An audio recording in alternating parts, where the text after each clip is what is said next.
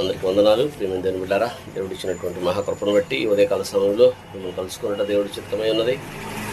దేవుడు ఎంతగానో మనల్ని ప్రేమించి మరొక రోజు మనకు దయచేసినందుకు ఆయనకి వేలాది స్తుతులు స్తోత్రములు చెల్లిస్తున్నాను. హల్లెలూయా.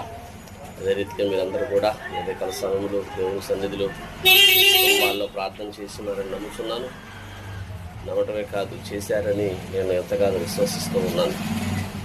ఒకవేళ చేయకపోతే ఈ సమయం దేవుడికి కేటాయించి ఈ యొక్క మాటలు వినడానికి దేవుడు కృప చూపులాగున ఆయన సన్నిధిలో గడపండి.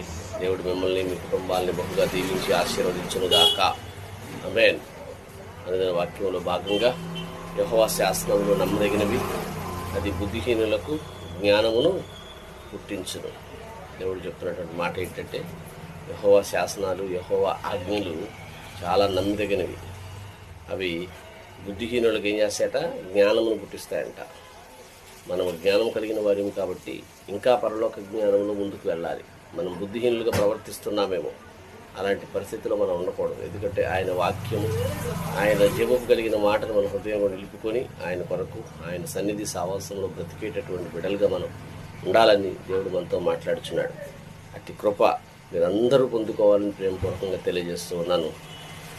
దేవుడరా, కలలో ఉంచుకుని చిన్న ప్రార్థన చేసుకుందాం. మహాగణుడవు, కృపాసత్య సంపూర్ణమైన దేవా, ఈ సన్నిధిలో నీ సావాసంలో ప్రభువా, మరొక రోజును మాకు దయచేసినందుకు నీకే స్తుతులు.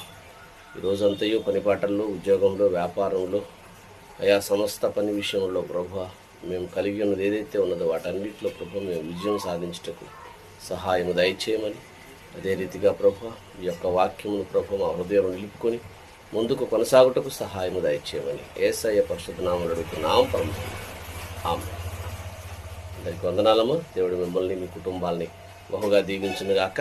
ఆదివారము ఉదయకాలపు సన్నిధిలో జీసస్ పవర్ మినిస్ట్రీ విజయవాడ నందు ఎన్కేపాడు గ్రామంలో మన యొక్క మినిస్ట్రీ నందు ఉదయకాలపు ఆరాధన కూడా ప్రారంభించడం జరిగింది. ఈ ఆరాధనలో పాల్పొక్కులు పంచుకోవాలని ప్రేమపూర్వకంగా తెలియజేస్తూ ఉన్నాను.